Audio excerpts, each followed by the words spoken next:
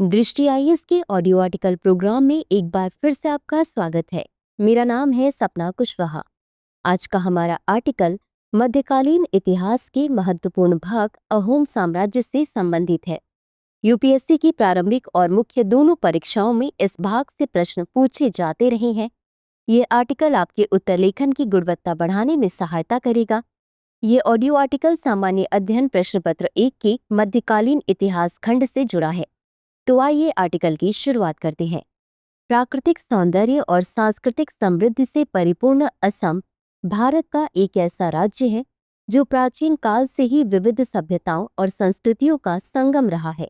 यह भूमि केवल हरियाली, नदियों और घाटियों के कारण ही महत्वपूर्ण नहीं है, बल्कि यहाँ की वीरता, सहिष्णुता और समरसता ने भी इसे ऐतिहासिक रूप से विशिष्ट बनाया है।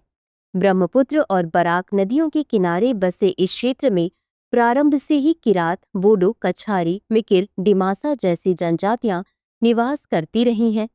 यहाँ की संस्कृति में शक्त, शैव, वैष्णव, बौद्ध और आदिवासी परंपराओं का अद्भुत समन्वय देखने को मिलता है।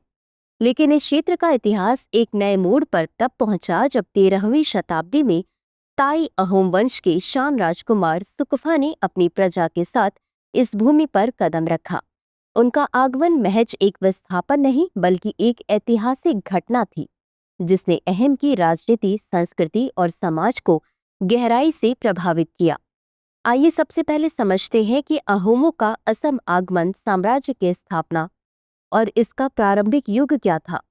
1228 ईस्वी में मोंग माओ वर्तमान म्यांमार चीन सीमा क्षेत्र से ताई अहोम राजकुमार सुकफा ने पटकाई पर्वतों को पार करते हुए ब्रह्मपुत्र घाटी में प्रवेश किया।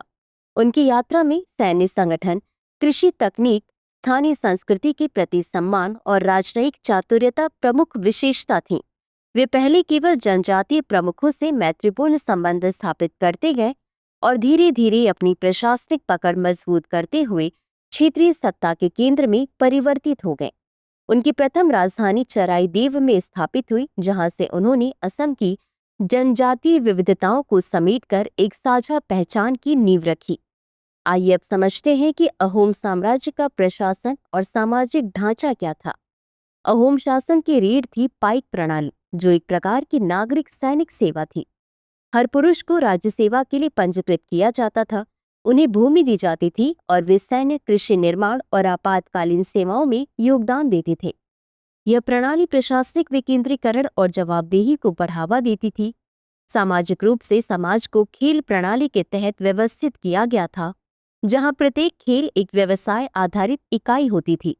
धार्मिक रूप से प्रारंभ में अहोम लोग पूर्वज पूजा और प्रकृति उपासना करते थे, परंतु समय के साथ उन्होंने वैष्णव भक्ति आंदोलन को अपनाया। आइए अब समझते हैं कि अहोम साम्राज्य की सैन्य एवं युद्ध रणनीतियां क्या थी। अहोमों की सैन्य सफलता केवल संख्या या शक्ति पर आधारित नहीं थी, बल्कि उनके पास थी रणनीतिक चतुराई और नवाचार की दृष्टि। उनकी सेनाओं में पैदल सैनिक, घुड़सवार, हाथी दल, तोपखाना और नौसेना का सामंजस्यपूर्ण संचालन होता था। उन्होंने नदी युद्ध कौशल में महारत हासिल की थी, जो ब्रह्मपुत्र जैसी विशाल और तेज बहाव वाली नदी के संदर्भ में अत्यंत उपयोगी सिद्ध हुआ। उनकी सबसे प्रसिद्ध रणनीति थी नौका पुल, जिनके माध्यम से सेना ने तेज गति से स्थान परिवर्तन किया।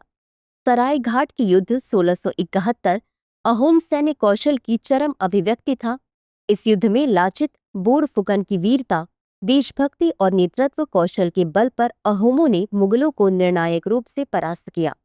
यह युद्ध आज भी भारतीय सैन्य रणनीति का प्रतीक माना जाता है। इसके अलावा उन्होंने गुरिल्ला युद्ध, कूटनीति और स्थानिक जनजातियों की सहायता से एक अपराजयी प्रतिरक्षा प्रणाली विकसित की थी, जो उन्हें दिल्ली, बंगाल और बर्मा की सेनाओं से भी सुरक्षित रखती थी। आइए अब समझते हैं कि सामाजिक और सांस्कृतिक योगदान क्या था। अहोम शासक केवल विजेता नहीं थे, वे संस्कृति संरक्षक और समाज सुधारक भी थे। उन्होंने असम में भाषा, साहित्य, धर्म और कला को संस्थागत रूप से विकसित किया। उन्होंने संस्कृत ग्रंथों का असमिया अनुवाद, धार्मिक ग्रंथों का प्रचार प्रसार, मंदिरों और विहारों का निर्माण और असमिया भाषा का शुद्धिकरण करवाया। अहोम शासन के दौरान सांत्वना, उत्सव, नृत्य, संगीत और चित्रकला को राजाश्रय प्राप्त हुआ। उनकी बहुजातीय समावेशिता की नीति ने असम को राष्ट्रीय एकता के प्रारूप के रूप में प्रस्तुत किया। अहोमों की नीति यह थी कि हर समुदाय को उसकी अस्मिता के साथ स्थान दिया जाए, जिससे सामूहिक पहचान बन सके। अहोम साम्राज्य की सांस्कृतिक धरोहर का सबसे विशिष्ट और आध्यात्मिक स्वरूप मोइदम है। राजा और कुलीनों के लिए बनाए गए पवित्र दफन टीले, जिन्हें ताई भाषा में आत्मा का घर कहा जाता है। पूर्वी असम की चराईदेव में स्थित ये शाही समाधियां न केवल ताई अहोम शासकों की अंत्येष्टि परंपरा का भौतिक प्रमाण है, बल्कि यह दर्शाती है कि किस प्रकार उन्होंने प्राकृतिक भूगोल, वास्तुकला और ब्रह्मांडीय दृष्टिकोण को एकात्म करते हुए एक पवित्र स्थल का निर्माण किया। लगभग 600 वर्षों तक 13वीं से 19वीं शताब्दी तक ताई अहोमों ने पहाड़ियों, जंगलों और जल निकायों के साथ तालमेल बैठाकर इन मोइदमों की संरचना की, जिनकी संख्या चराईदेव में आज भी लगभग 90 है। इन दफन स्थलों में राजाओं के साथ साथ उनके प्रिय घोड़े, हाथी, रानियां और सेवक भी दफन किए जाते थे। साथ ही दाह संस्कार की सामग्री, भोजन और अन्य अनुष्ठानिक वस्तुएं भी रखी जाती थी। मोइदम की वास्तुकला में खोखले तहखानों के ऊपर मिट्टी के टीले, अष्टकोणीय घेरे और चौचाली नामक मंदिर सम्मिलित हैं, जो ताई ब्रह्मांड के स्वर्ग पृथ्वी संबंध का प्रतीक है। यह क्षेत्र केवल पुरातात्विक धरोहर नहीं बल्कि एक जीवंत सांस्कृतिक स्थल है, जहां अतीत, परंपरा और आस्था एक साथ समाहित होते हैं। चराईदेव की मोइदम न केवल असम की ऐतिहासिक गाथा का अभिन्न हिस्सा है, बल्कि विश्व धरोहर के मानदंडों पर भी खरे उतरते हैं। एक ऐसा स्थल जहां शासन और आध्यात्मिकता का संगम हुआ और जिसने ताई अहोम सभ्यता के विराट दृष्टिकोण को भौतिक रूप प्रदान किया। आइए अब समझते हैं कि अहोम साम्राज्य का पतन और ब्रिटिश औपनिवेशिक काल क्या था। लगभग 6 शताब्दियों के गौरव के बाद 19वीं शताब्दी की शुरुआत में अहोम साम्राज्य में आंतरिक विद्रोह, उत्तराधिकार संघर्ष और बर्मी आक्रमणों से अस्थिरता आ गई। 1826 में यंदाबू संधि के अंतर्गत अंग्रेजों ने इस राज्य पर अधिकार कर लिया। इसके बाद असम का क्षेत्रीय स्वरूप अनेक बार बदला गया। ब्रिटिश प्रशासन ने असम को बंगाल प्रेसिडेंसी में जोड़ा और बाद में अलग कर पूर्वोत्तर राज्यों की नींव रखी। यही काल था जब मेघालय, नागालैंड, मिजोरम और अरुणाचल प्रदेश जैसे आधुनिक राज्य अस्तित्व में आए। 1947 के भारत विभाजन में सिलहट क्षेत्र को पूर्वी पाकिस्तान, अब बांग्लादेश को सौंप दिया गया, जिससे असम की भौगोलिक और सांस्कृतिक सीमाएं और अधिक बदल गई। निष्कर्ष: अहोम साम्राज्य की कहानी केवल असम की नहीं बल्कि पूरे भारत की विविधता, एकता, समरसता और सामूहिकता की गाथा है। यह वह साम्राज्य था जिसने दिखाया कि एक विदेशी मूल का समूह भी स्थानीयता को आत्मसात कर जनमानस का हिस्सा बन सकता है। आज जब हम असम की संस्कृति, प्रशासन, धार्मिक सहिष्णुता और जनजीवन को देखते हैं, तो हमें हर छवि में अहोमों की छाया और योगदान दिखाई देता है।